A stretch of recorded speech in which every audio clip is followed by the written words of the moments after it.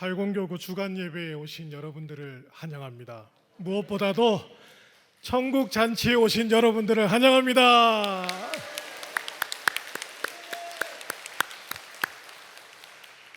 오늘 천국 잔치에 천사들이 이렇게 앞에서 무용을 이렇게 해주시니까 정말 천국에 온 것 같은 느낌이 듭니다.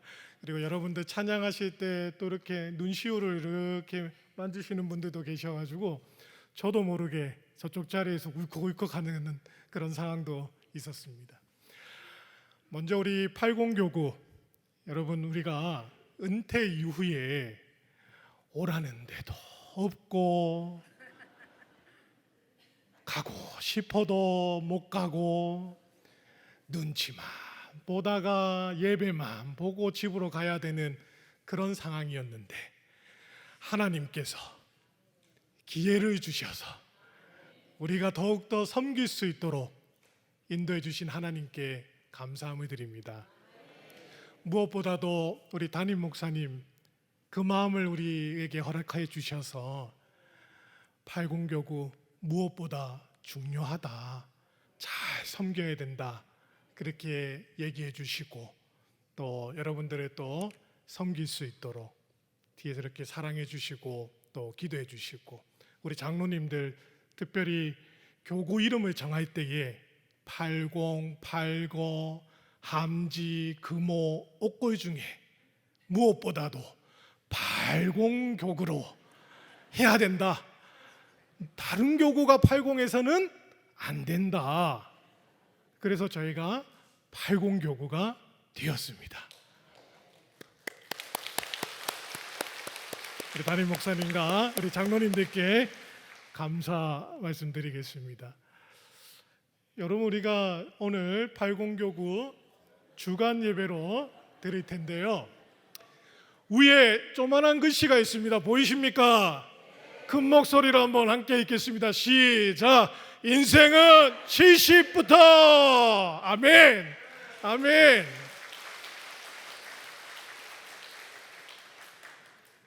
오늘 본문 말씀에 하나님께서 말씀하십니다. 내 손에 있는 것이 무엇이냐라고. 저와 오늘 여러분들에게 내 손에 든 것이 무엇이냐라고 말씀하고 있다라는 것입니다. 그 말씀과 하나님 그걸 가지고 세상 가운데 나아가서 이적을 행하라라고 말씀하고 계십니다. 우리 모든 팔공교구 성도님들 능히 감당할 수 있는 저와 여러분들 삶 되셨으면 좋겠습니다. 오늘 두 가지 이야기를 나눌 겁니다. 먼저는 팔공교구가 어떻게 해서 팔공교구가 되었는지 그 유래를 통해서 깨달음을 얻고, 또 모세의 이야기를 통해서 우리가 어떤 마음을 가지고 또 하나님의 일을 감당해야 하는지를 같이 우리 말씀을 나누도록 하겠습니다. 팔공산 1192m나 되는 비로봉이 있는 팔공산입니다. 삼국시대에 고구려 백제 신라가 있던 삼국시대에 아버지 산이다 이래서 부악이라고 불렸습니다. 부악산. 그리고 중악이라고도 불렸어요.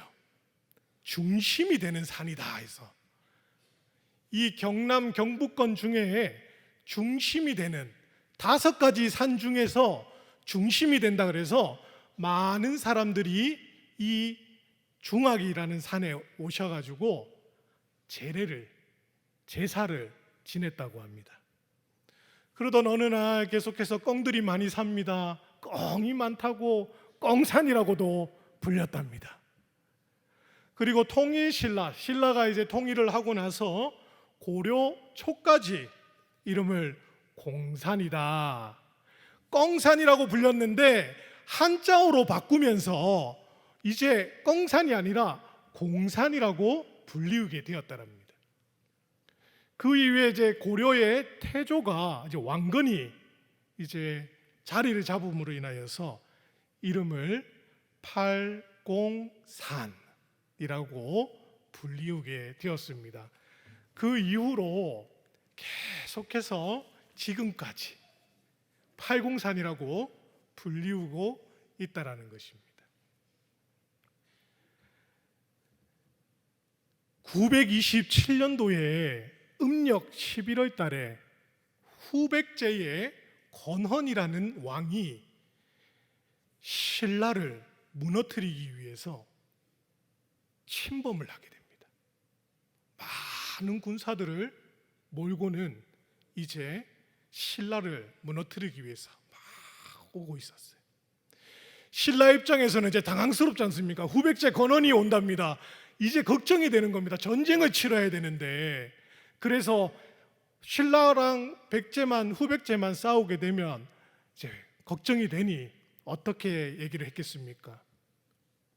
이 고구려의 왕건에게 요청을 한 거예요.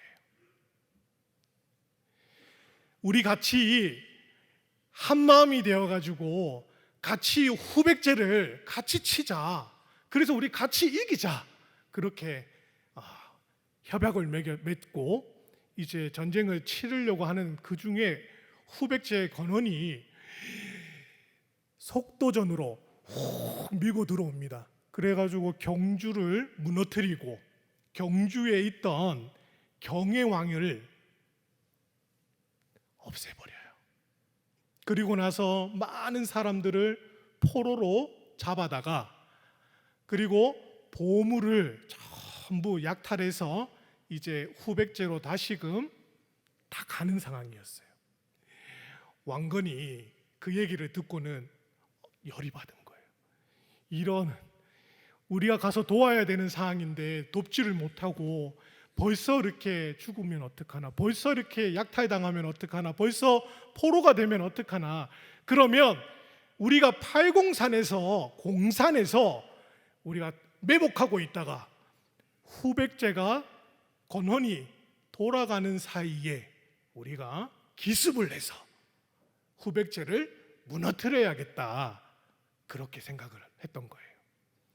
그렇게 해서 이제 왕건이 5,000명을 데리고, 그것도 기마병, 말 타고 달리는 사람들을 데리고 공산에 모이게 됩니다.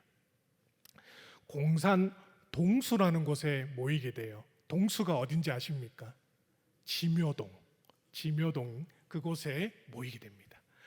거기서 이렇게 매복을 하려고 있는 중에 후백제 건헌이 미리 그 계책을 알고 있었던 거예요. 그래서 하려고 하고 있는 그 상황 가운데 후백제 건헌 부대가 이제 치고 들어온 거예요. 왕건하고 막 싸우게 되었던 거죠.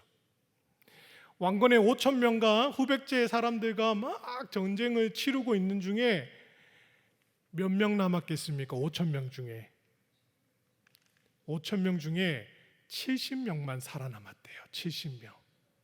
어마어마한 사람들이 목숨을 잃게 되는 상황에 놓이게 되었던 거예요. 그때 왕건이 이제 도망가야 되는 상황인데, 왕에 된 입장에서 도망갈 수가 없지 않습니까? 끝까지 싸우려고 하는 상황이었는데, 고려의 개국 공신이었던 심순겸 장군이 죽은 왕이시여, 제가 죽음과 닮았으니 제가 왕의 옷을 입고 있겠습니다. 그리고는 제가 대신하여 우리 군사를 통솔할 테이니 왕은 이 자리에서 피하고 다음을 기약하면서 고려라는 나라로 모든 나라를 이겨내시고 정말 큰 나라를 세우시기 바랍니다 하면서 안 된다 하는 것을 옷을 벗기고는 본인이 왕의 옷을 입고 말을 타고 지휘를 하게 돼요. 왕건은 이제 다른 김낙이라는 장군과 함께 이제 그 자리를 피하기 위해서 말을 타고 막 그렇게 도망을 가는 상황이었어요. 왕의 입장에서는 자신을 위해 죽으려고 하는 그 신하를 보고 마음이 어떻겠습니까? 대신해서 죽으려고 하는 마음. 그런데 신하의 입장에서는 또 왕과 함께 같이 전사한다라는 그 생각이 너무나도 안타까웠던 거예요. 그래서 그 믿음을 가지고 내가 죽지만 왕은 반드시 살아서 다음 기약을 할 수 있도록 자신의 몸을 내어 바치는 상황이었습니다. 그 일을 감당할 수 있었던 이유가 무엇이겠습니까? 믿음이 있었기 때문이라는 거죠. 왕건이 나라를 일으킬 것이라는 것을 믿고 있었기 때문에, 반드시 살아서 일으킬 것이라는 믿음이 있었기 때문에 내 몸 하나 바쳐서 왕건을 살리겠다라는 마음으로 이제 막 진두지휘하는 상황입니다. 그 상황 가운데에서 하사를 맞고 전사하게 됩니다. 김낙이라는 장군도 왕건을 태우고 막 달려가다가 하사를 맞고 전사하게 되셔요. 심승견 장군도,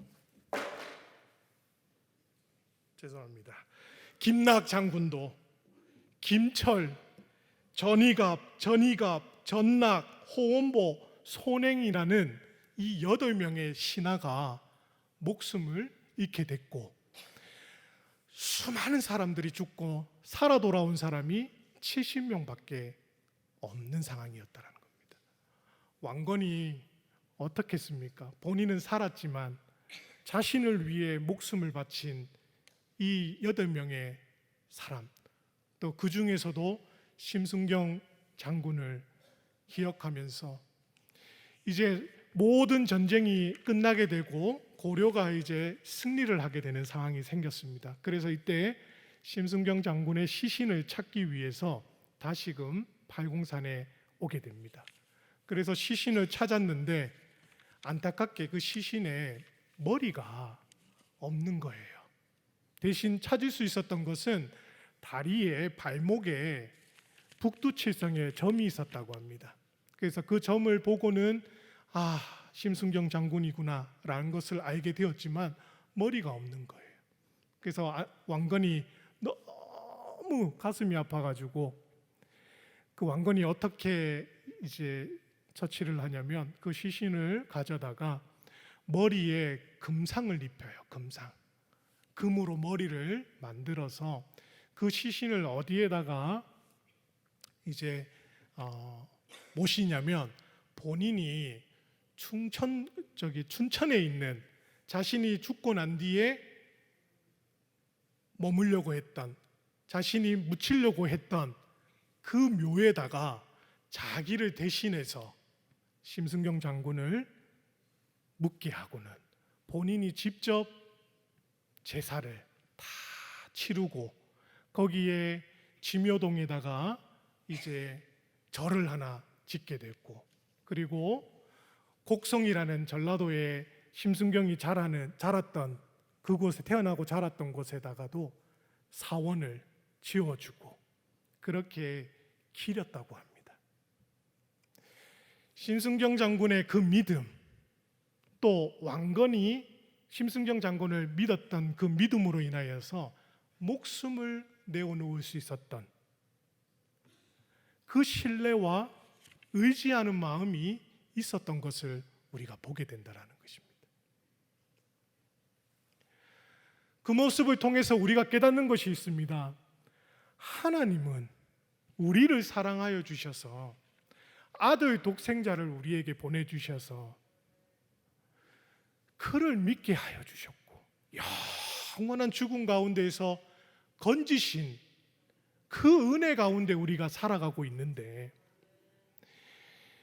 하나님께서 반드시 건지실 것이라는 은혜와 또 하나님의 나라에서 영원히 거할 수 있다라는, 영생을 누리게 하시겠다라는 소망을 우리에게 주셨기에, 하나님, 나도 심승경 장군처럼 하나님을 위해서 헌신할 수 있는 자가 되게 하여 주시옵소서.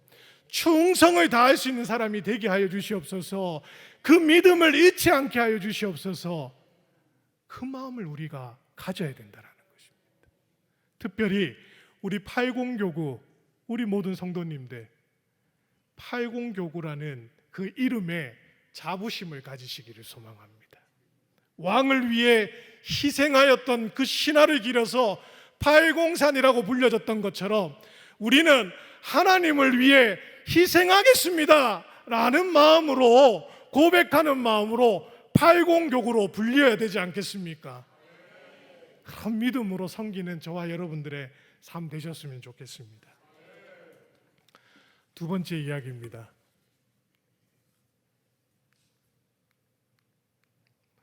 우리 한번 좀 넘겨주시겠습니까? 모세의 이야기입니다. 모세가 태어난 곳이 어디입니까? 애굽이라는 나라예요. 애굽에서 모세가 태어났고, 태어나자마자 모세는 나일강에 버려지게 됩니다. 바로가 장자를 죽이라고 할 때 모세를 살리기 위해서 바로 나일강에 모세를 띄어보내는 상황이 되었죠. 흘러가는 그 상황 가운데에 어떻게 될지 아무도 모르는 상황이었습니다. 그런데 애굽의 바로 왕의 공주가 모세를 보게 되고 모세를 품게 됩니다. 그래서 이제 바로의 궁전에서 살게 되죠. 거기에서 40세까지 왕실 교육을 받게 됩니다. 그런데 왕실 교육만 받은 것이 아니라 모친의 교육을 또 받게 됩니다. 어떤 교육입니까? 히브리 민족의 교육을 40년 동안 받게 되었던 겁니다. 그 이후에 모세에게 불행이 닥치게 됩니다. 살인 사건에 연루되게 되죠. 애굽 사람과 히브리 사람이 싸우게 됩니다. 그때에 애굽 사람을 편들어 주는 것이 아니라 누구에게 편들어 주었나요? 히브리 사람에게 편을 들어주게 되었다라는 것입니다. 돌로 쳐 죽이게 돼서 이제 도망을 갈 수밖에 없는 인생이 되었다라는 거죠. 근데 히브리 기자가 고백합니다. 모세는 자기의 동족과 함께 고난 받기를 즐거워하며 바로의 공주의 칭함을 받기를 거절했다라고 히브리 기자가 고백하고 있는 것을 보게 됩니다. 부귀영화를 누리려고 한 것이 아니라 자신의 동족의 그 고난을 동참하려고 했었다라는 거죠.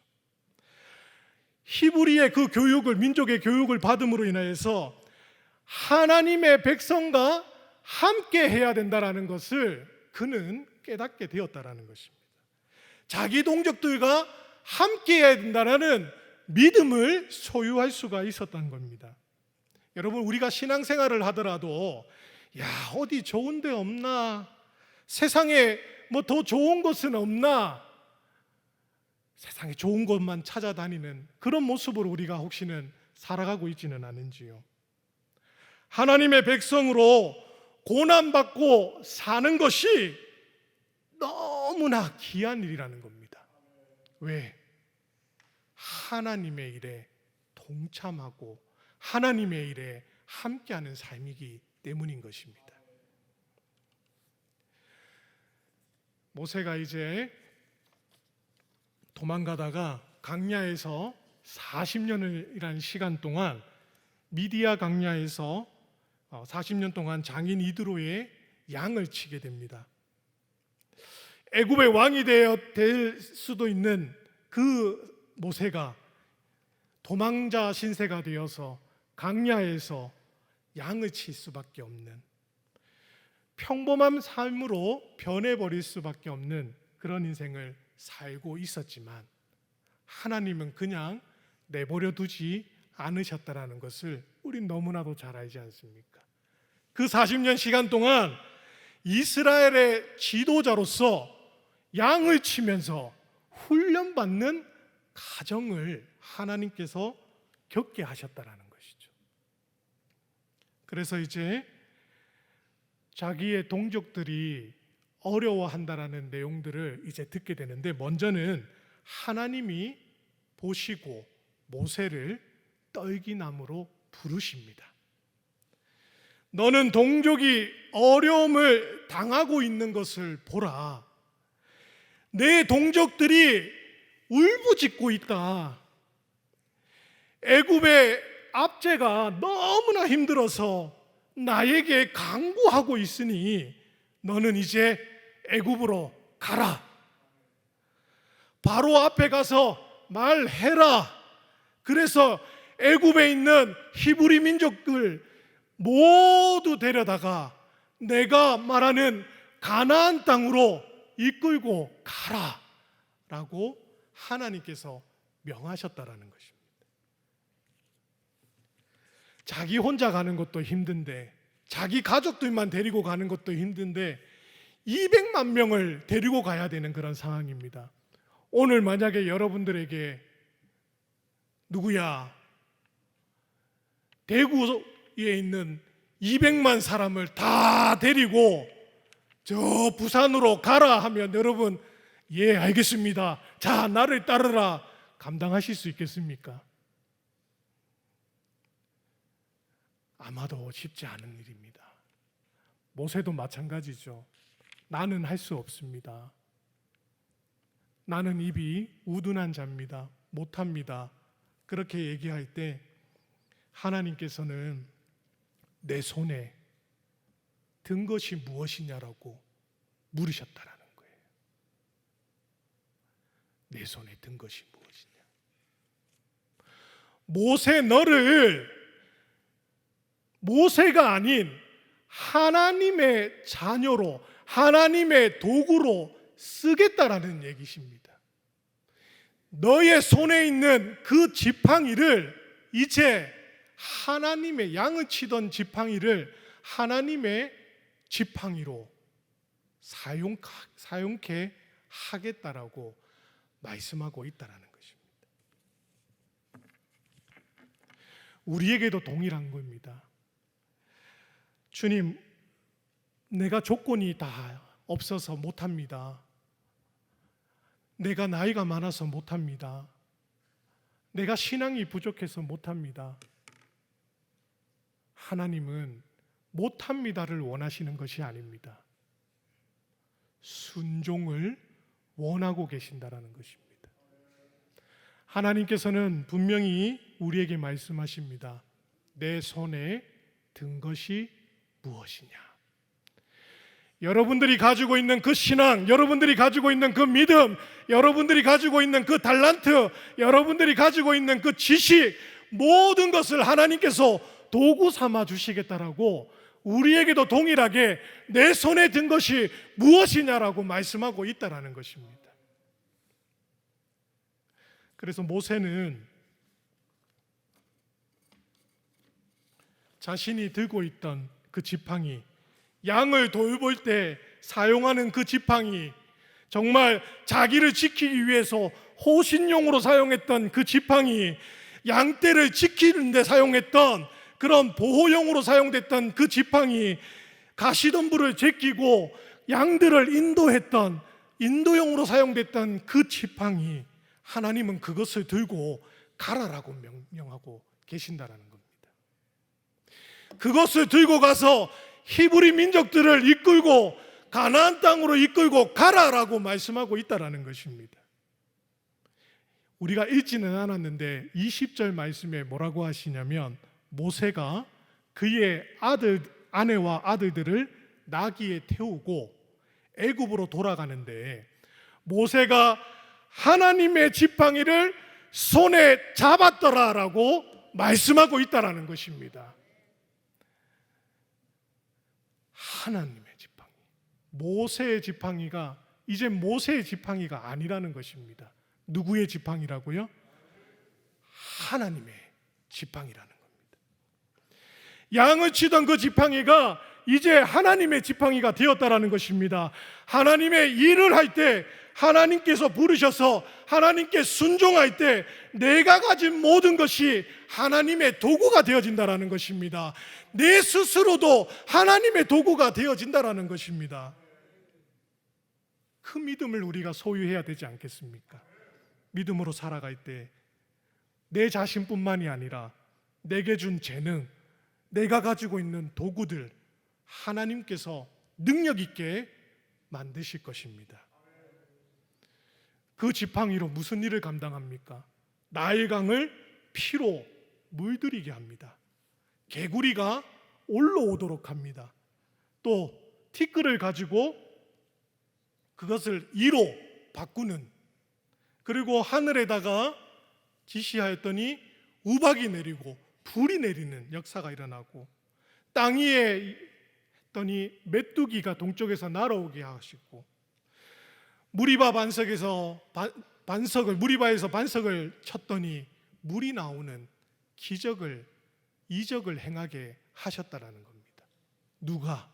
모세가? 아닙니다. 하나님이 모세가 들고 있는 하나님의 지팡이로 하나님께서 하셨다라는 것입니다. 내가 지식이 부족하다 할지라도, 나는 약하다 할지라도 하나님께서 나를 붙드시고 나를 옮기신다면 그것이 놀라운 지식이 될 것이고 강한 도구가 되어질 것임을 믿으시기를 소망합니다. 혹시 여러분 두려우십니까? 주의 일을 감당하는 것이 두렵습니까? 내가 하나님의 복음을 전하는 것이 두렵습니까? 내 다리가 너무 아파서 내 다리 챙긴다고 주의 일 감당 못하고, 내가 나이가 너무 많이 들어서 우울한 마음도 들고 하나님을 일을 내가 어떻게 합니까? 내 마음 가운데 두려움이 있습니까? 두려워하지 말라 말씀하십니다. 내가 너와 함께 한다라고 말씀하고 계신다라는 것입니다. 뭡니까 이거? 비행기입니다. 여러분, 내 인생을 한번 비행기라고 한번 생각해 보시기 바랍니다. 비행기라는 곳에 내가 그곳에 타고 있고 거기에 지금 내가 날아가고 있다라고 한번 생각해 보시기 바랍니다. 근데 갑자기 난기류를 만납니다. 여러분, 비행기 탈 때 난기류 만나 보셨습니까? 갑자기 막 비행기가 부서지는 소리 나죠. 바박 바박 바박 바박 막 소리도 나고, 막 들고 먹으려고 했던 게 모든 게 막 날라댕기고 뒤집어지고 난리가 나지 않습니까? 내 인생에 이와 같은 난기류를 만난다 할지라도 여러분, 비행기의 기장이 누구이냐에 따라서 우리 마음은 편안할 수도 있고 불안할 수도 있다는 것입니다. 내가 탄 비행기를 누가 조종하고 있나? 어린아이가 조종하고 있는 상황에 난기류를 만났다라고 한번 생각해 보시기 바랍니다. 어떤 마음이 들까요? 어떻게 내 죽으면 어떡하노? 큰일 났네. 아이고, 아버지요 살려주이소. 기도하고 있지 않겠습니까?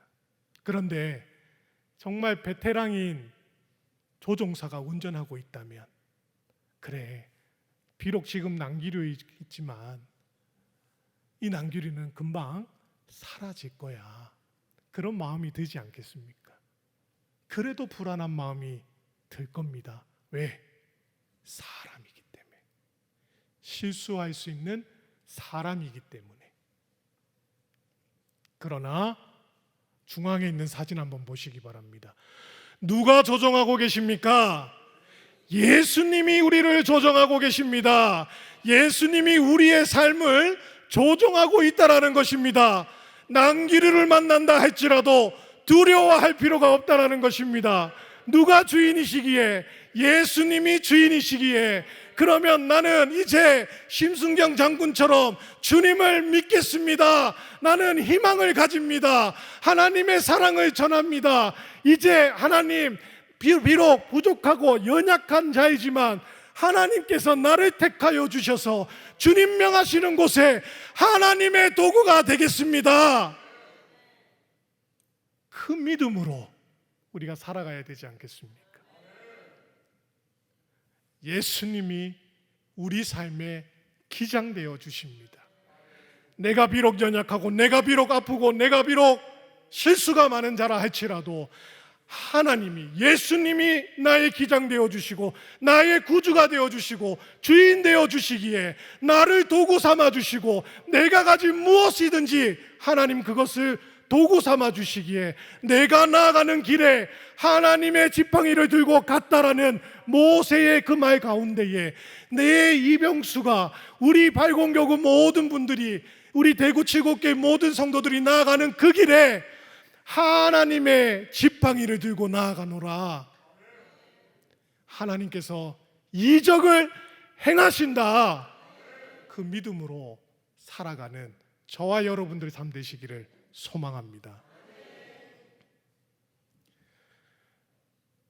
트로트 노래 좋아하십니까? 아마 우리 80교구 트로트 노래 좋아하실 건데 두 곡 제가 생각이 나서 한번 적어봤습니다. 불러봐도 되겠습니까? 괜찮으시겠습니까? 야야야 내 나이가 어때서 전도하기 딱 좋은 나이인데 세월아 비켜라 내 나이가 어때서 전도하기 딱 좋은 나이인데. 아멘. 하나님께 영광. 박수. 한 곡이 더 생각이 났습니다. 태평양을 건너 대서양을 건너 인도양을 건너서라도 제가 조금 개사해서 한번 불러보겠습니다. 괜찮으시겠습니까? 네. 팔공산을 넘어 팔공천을 건너 금오강을 건너서라도 하나님이 부르면 달려갈 거야. 무조건 달려갈 거야. 짜짜라짜라짜라 짠짠짠. 우리 하나님께 영광의 박수.